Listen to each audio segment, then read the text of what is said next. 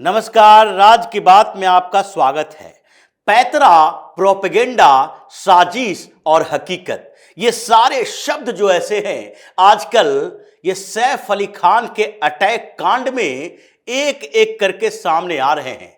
कुछ लोग पैतरे कर रहे हैं, अलग अलग दांव पेच लगा रहे हैं इसे साबित करने के लिए कि नहीं, वो जो शरीफुल इस्लाम शहजाद है वो शरीफुल इस्लाम नहीं है, बल्कि वो कोई और है। बल्कि ये भी बताने की कोशिश की जा रही है कि पुलिस ने ये सही व्यक्ति को पकड़ा ही नहीं है, क्योंकि अब शरीफुल इस्लाम शहजाद के पहचान को लेकर कोई कंफ्यूजन नहीं है। बांग्लादेश में उसके घर तक मीडिया वाले भी पहुंच गए, पुलिस भी पहुंच गई है, इन्वेस्टिगेशन का दायरा बांग्लादेश तक पहुंच गया।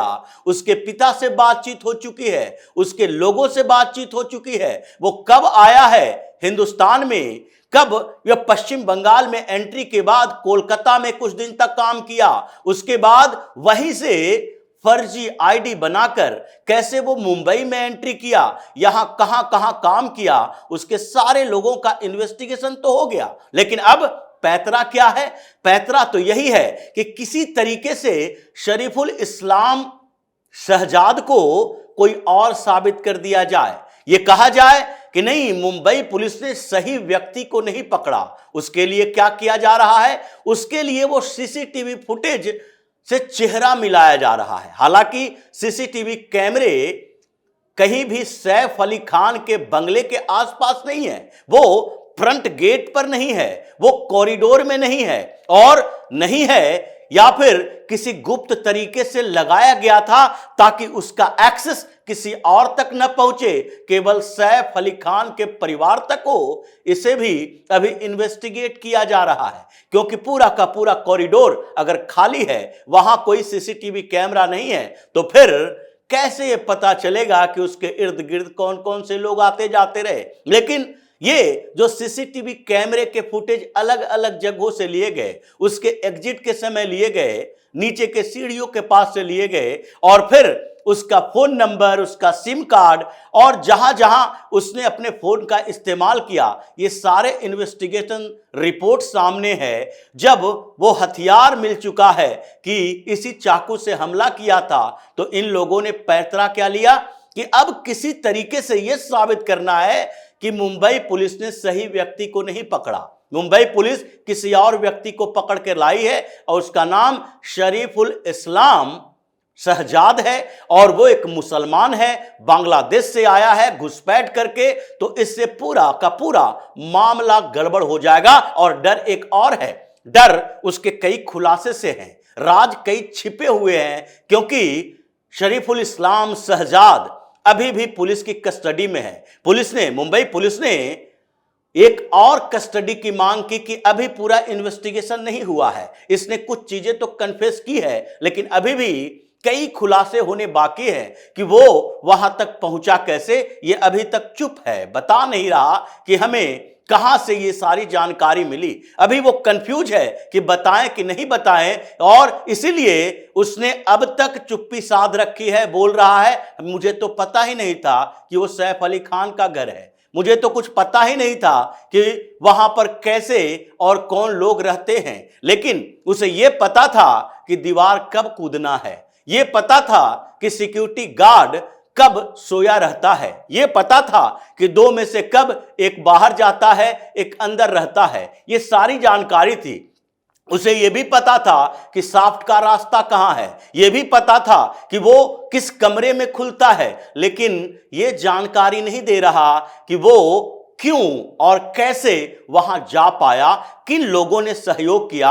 और इसलिए मुंबई पुलिस ने कस्टडी की मांग की, और 29 जनवरी तक शहजाद की कस्टडी मुंबई पुलिस को मिल गई। और इसके बाद डर इस बात का है कि कहीं वो कुछ ऐसी बात न बता दे जिसके दावे किए जा रहे हैं, क्योंकि दावे कुछ और हैं। दावे में यह भी हो रहा है कि क्या सैफ अली खान पर अटैक जो हुआ वो उतना ही घातक था जितना बताया जा रहा है, या फिर ये कोई प्रोपेगेंडा है, क्योंकि प्रोपेगेंडा की बात से भी इनकार ये बॉलीवुड में नहीं किया जा सकता। इसीलिए नीतीश राणे ने सीधे तौर पर सवाल उठाए ये कोई छोटे मोटे नेता नहीं है, ये कई उद्घाटन करते रहते हैं। उन्होंने एक एक करके सबको लपेटा, पहले सुप्रिया सुले से लेकर संजय राउत तक और इन सारे खान गैंग के सपोर्ट करने वाले लोगों के ऊपर। उन्होंने सवाल तो यह भी उठाया कि क्या सुप्रिया सुले उस समय अपना मुंह नहीं खोल सकती थी जब बॉलीवुड के अंदर हिंदू एक्टर एक्ट्रेस के साथ दुर्व्यवहार होता है, जब सुशांत सिंह राजपूत की हत्या की गई थी जिसे मौत करार दिया गया और खुदकुशी बताया गया, उस समय इन लोगों को यह नहीं लग रहा था कि वो सामने आकर बोले। जब कई बड़े बड़े खुलासे होते हैं ये भाई भतीजावाद, ये लव जिहादी खान गैंग के ऊपर, तो उस समय ये सारे तथाकथित सेकुलर पॉलिटिशियन कहां छिप जाते हैं। इसलिए इन बातों के साथ उन्होंने खान गैंग पर सीधा हमला किया कि इनके सपोर्टर जो हैं वो सपोर्ट करने वाले पॉलिटिशियन ऐसे नहीं हैं जो हकीकत से किसी तरीके से वास्ता रखते हैं, बल्कि इनका मकसद यह है कि चूंकि इसके नाम के आगे खान लगा हुआ है तो ये मुसलमानों के सिंपैथाइजर हैं और मुसलमानों के वोट लेने के लिए इसका सपोर्ट करना जरूरी है। ये सैफ अली खान ये बोल रहा है कि इसके ऊपर इतना घातक हमला हुआ, सवाल तो कई उठ रहे हैं, क्योंकि जब वो ऑटो के पास गया तो स्टेटमेंट कुछ और था कि उसके साथ कौन खड़ा था। यह भी पता चला कि उसके साथ एक छोटा बच्चा था, एक और बड़ा आदमी भी था, लेकिन बाद में यह भी पता चला कि उसने अपने बड़े बेटे इब्राहिम को बुलाया था। लेकिन ऑटो वाले कुछ और बात कर रहा है। हॉस्पिटल में एंट्री के बाद एक व्यक्ति के गायब होने की बात कही जा रही है कि वो कौन था जो हॉस्पिटल आने के साथ ही वो वहां से गायब हो गया, बताया भी नहीं कि किसके साथ आया है। और जो घातक हमले की बात की जा रही है, नितेश राणे ने भी सवाल उठाया कि इतने बड़े घातक हमला, चाकू अंदर टूट गई है और स्पाइनल कोड के पास से गुजर गई है। अगर ऐसा हो गया होता, इतने घातक हमले के बाद सर्जरी पर सर्जरी डॉक्टर कर रहे हैं, कोमा में चले गए हैं या फिर आईसीयू में भर्ती हैं, इतने दिनों के बाद वो बाहर आए हॉस्पिटल से, तो कहीं से ये तो नहीं दिखा कि इतने घातक हमले हुए थे कि ये उठ नहीं सकते, चल नहीं सकते, फिर नहीं सकते। और ये जो दिख रहा है उनका फुटेज बाहर हॉस्पिटल से आते हुए घर तक पहुंचते हुए, उसमें तो ऐसा लगता है कि इसमें कोई प्रोपेगेंडा तो नहीं, ये कोई छोटी मोटी बात नहीं है। सवाल पहले से भी उठ रहे थे और अब सीधे जब मुंबई पुलिस के ऊपर इन लोगों ने सवाल उठाया तो फिर सवाल सरकार के तरफ से, मंत्री के तरफ से और मुंबई पुलिस के तरफ से भी उठाए जाने लगे हैं। अभी इन्वेस्टिगेशन की दिशा धीरे धीरे बदल रही है, खुलासे और भी होंगे, लेकिन इसके साथ हंगामा इस बात के लिए है कि ये लव जिहादी खान गैंग जो पीढ़ियों से राज कर रहा है बॉलीवुड पर और जिसने पूरा का पूरा सिस्टम को चेंज करके रखा है, सिनेमा में काम करने वाले लोग भी ये समझ नहीं पाते कि ये कौन सी कॉन्स्पिरेसी कर रहा है। मूवी में काम करने वाले एक्टर एक्ट्रेस तो छोड़ दीजिए, इन लोगों ने तो पूरा दिमाग चेंज करके रख दिया है उन लिरिसिस्ट को जो लिखते हैं, गाना लिखते हैं, जो स्क्रीन प्ले लिखते हैं, जो डायलॉग्स लिखते हैं, उसके भी दिमाग में ऐसा भर दिया गया है कि अगर वो हिंदू भी है तो इन्हीं के एजेंडे के अनुसार लिखेगा और इन्हीं के एजेंडे के अनुसार चलेगा, इन्हीं के एजेंडे के अनुसार तय किए जाएंगे कि किन लोगों को कैसे सपोर्ट किया जाए, किस वर्ग को इनडायरेक्टली सपोर्ट किया जाए। और मुसलमानों के मुद्दे पर तो ये पूरी तरह से बैलेंस अप्रोच रखता है। और इसको देखिए, जितने लोग हैं दो दो पीढ़ियों से, ये सैफ अली खान के परिवार भी देखिए, ये भी 2 पीढ़ियों से, अगर नवाब पटौदी की शादी शर्मिला टैगोर से नहीं हुई होती तो क्या ये सैफ अली खान एक्टर बन पाता। और सैफ अली खान आगे की पीढ़ियों के लिए भी रास्ता खोल रहा है, चाहे आमिर खान हो, सैफ अली खान हो या फिर आगे ये शाहरुख खान हो। सब लोगों के घर में जाकर देखेंगे तो पता चलेगा कहीं न कहीं से लव जिहाद की ही बू आती है। तो इन लोगों ने जिस तरीके से बॉलीवुड को चेंज किया है, अब समय आ गया है कि इन लोगों के ऊपर एक्शन हो, बाइकआउट हो और इनके एक एक उन गुनाहों को फिर से उधारा जाए, बताया जाए, जो कि इन लोगों ने पिछले 30-35 सालों से बॉलीवुड में किया है और हिंदुओं के साथ जो दुर्व्यवहार किया है, हिंदुओं के खिलाफ एक मुहिम चलाई है। इसलिए अब सैफ अली खान के मुद्दे पर नया टर्न ले रहा है।